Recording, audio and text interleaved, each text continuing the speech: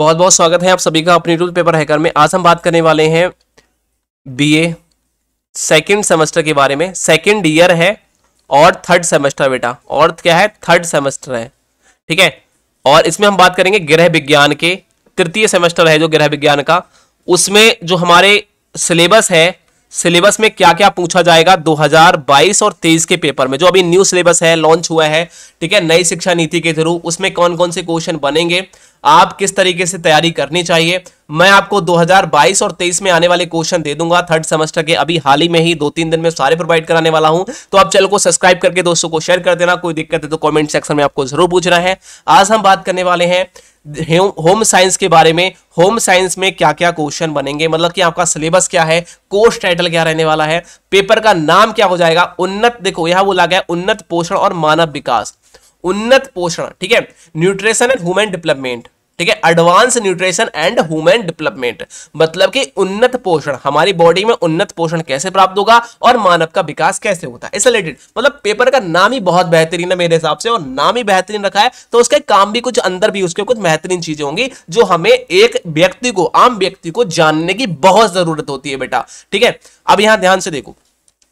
यहां इस पूरे सिलेबस को 8 यूनिट में डिवाइड किया है। पहली यूनिट में हमसे किस तरीके के क्वेश्चन बनेंगे, यदि पहली यूनिट आप उठाएंगे तो किस तरीके से क्वेश्चन आपके पेपर में, गैस पेपर में छपे होंगे, मैं आपको बता सकता हूं सिंपल तरीके से। और मैं आपको जो अभी आने वाले क्वेश्चन है 2022-23 में जो पेपर में छपेंगे वो भी आपको बताऊंगा। चैनल को सब्सक्राइब करके रखना। यहां बोला गया है कि आहार नियोजन, देखो आहार नियोजन की परिभाषा आपसे पूछेगा कि भैया आहार नियोजन क्या है, हमें आहार किस तरीके से खाना चाहिए, आहार नियोजन की परिभाषा पूछेगा, उसके महत्व क्या होते हैं, आहार नियोजन को प्रभावित करने वाले कारक कौन कौन से हैं, संतुलित आहार कौन सा होता है, और आरडीए क्या है। इस तरीके से क्वेश्चन बनेंगे और ये हमारा पहले सिलेबस में दे रखा है पहली यूनिट में। दूसरी यूनिट में हमसे पूछा गया है जो शौच अवस्था होती है, शौशवावस्था से बोलते हैं, और बचपन के दौरान, शौशवावस्था और बचपन के दौरान पोषण की आवश्यकताएं, और आरडीए आहार योजना क्या होती है, आरडीए और आहार योजना क्या होती है। आहार योजना का मतलब होता है जब हम बचपन में छोटे होते हैं तो हमें आहार योजना, आहार किस तरह योजना की कौन सी पॉलिसी, मतलब कि कौन सी रूल के थ्रू हमें खाना चाहिए, भैया हम दोपहर भी खाएंगे शाम को भी खाएंगे, तो एक योजना बनानी पड़ती है, तो आहार योजना के अंतर्गत हम देखेंगे वो, ठीक है। चिंता करने की जरूरत नहीं है, वो सारे क्वेश्चन में आपको इंपोर्टेंट आंसर इन सभी के बताऊंगा, चिंता करने की जरूरत नहीं है। एप्लीकेशन को ज्वाइन कर लेना यार, हमारी एप्लीकेशन बहुत ही जल्दी लॉन्च होने वाली है। आप हमारे व्हाट्सएप पर मैसेज करो और हम आपको कांटेक्ट करेंगे, जस्ट नाउ हमारी टीम कांटेक्ट करेगी आपसे, ठीक है। तो आप हमें व्हाट्सएप पे एक मैसेज करो और जैसे एप्लीकेशन तैयार होती है हम उससे कांटेक्ट करके आपको पूरे सिलेबस का, पूरे इंपोर्टेंट क्वेश्चन, पूरे सब कुछ प्रोवाइड कराएंगे अपनी एप्लीकेशन पर। यहां ध्यान रखो, यहां बोला गया है बीए थर्ड सेमेस्टर की बात करने, यहां थर्ड सेमेस्टर चल रहा है और बीए थर्ड यूनिट में हम देखो, थर्ड सेमेस्टर है होम साइंस का, और थर्ड यूनिट में क्या क्या बनेगा देखो। थर्ड यूनिट में किशोर अवस्था, किशोर अवस्था क्या होती है, ठीक है, किशोर अवस्था, वृद्ध अवस्था के दौरान पोषण की आवश्यकता और आहार योजना, मतलब मान लीजिए आप छोटे किशोर अवस्था में हैं, वृद्ध अवस्था के दौरान भी हमें कैसा पोषण लेना चाहिए, कौन कौन सी चीज खानी चाहिए, वो हमें आपको यूनिट नंबर 3 में देखने को मिलेगी। यूनिट नंबर 4 में हमसे पूछेगा कि विशेष स्थिति में पोषण और गर्भ अवस्था स्तनपान के दौरान पोषण की आवश्यकता, आहार योजना। पूछेगा कि गर्भ अवस्था, यदि कोई फीमेल क्या है, प्रेग्नेंट है और गर्भ अवस्था में है और वो स्तनपान भी करा रही है या फिर अपने बच्चों को दूध पिला रही है, तो उसके दौरान उसे कौन कौन से पोषण की आवश्यकता पड़ सकती है, वो अपने बच्चे, मतलब कि वो उसे क्या क्या खाना चाहिए, किस तरीके से आहार लेना चाहिए, क्या क्या लेना चाहिए आहार, प्रोटीन लेना चाहिए, ठीक है, कार्बोहाइड्रेट ज्यादा लेना चाहिए, क्या लेना चाहिए, वो चीज यहां आपको यह यूनिट नंबर 4 में देखने को मिलेगी। वहीं आपको यूनिट नंबर 5 की यदि बात की जाए, यूनिट नंबर 5 में हमें किस तरीके से क्वेश्चन बनेंगे, वो पूछेगा कि मध्य वाल्यावस्था होती है उसके विकासात्मक कार्य और मध्य वाल्यावस्था की विशेषताएं। बोला गया है कि जो मध्य अवस्थाएं होती हैं बाल बच्चों की, बीच की अवस्थाएं कह सकते हैं, जैसे कि 8 साल से लेकर या फिर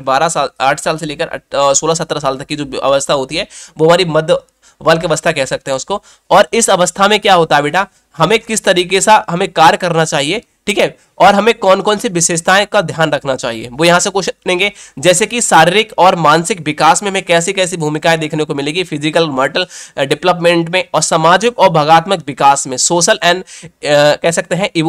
इवोल्यूशनल डेवलपमेंट में, ठीक है। और वही बात अब से क्वेश्चन बनेगा ज्ञान संबंधी विकास, किस तरीके से बच्चे के अंदर ज्ञान कैसे आता है, शरीर का विकास कैसे होता है, वो सामाजिक चीजों को कैसे समझता है, मानसिक विकास उसके अंदर कैसे होता है, लैंग्वेज डेवलपमेंट किस तरीके से होती है, वो किस तरीके से अपनी बोलना समझना सीखता है, वो यहां हम यूनिट नंबर 5 में देखेंगे। वही बात करें यूनिट नंबर 6 में, यूनिट नंबर 6 में किस तरीके से क्वेश्चन बनेंगे ये देखिए, सिलेबस यहां बोला गया। यूनिट नंबर 6 में पूछा गया है यौवन और किशोर अवस्था, यौवन मतलब छोटा, किशोर अवस्था में है, उसका विकास कार्य की विशेषता कैसे आपको ध्यान देखनी है, यौवन का महत्वपूर्ण शारीरिक बौद्धिक और हार्मोन्स परिवर्तन किस तरीके से होते रहते हैं। भाई स्वयं और देखो स्वयं और पहचान व्यक्तित्व विकास प्रभावित करने वाले कारक कौन कौन से हैं, यहां बोला क्या है, सेल्फ जो है एंड कह सकते हैं आइडेंटिटी है, फैक्ट है, ठीक है,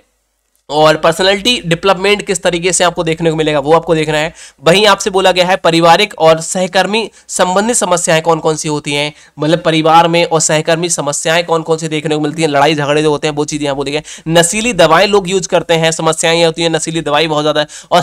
शराब लोग पीते हैं, ठीक है, उसके अवगुण आपको बताना है कि शराब पीने से हमें क्या क्या देखने को इफेक्ट देखने को मिल सकता है, ठीक है। वहीं आपसे कह सकते हैं AIDS होता है, ठीक है, AIDS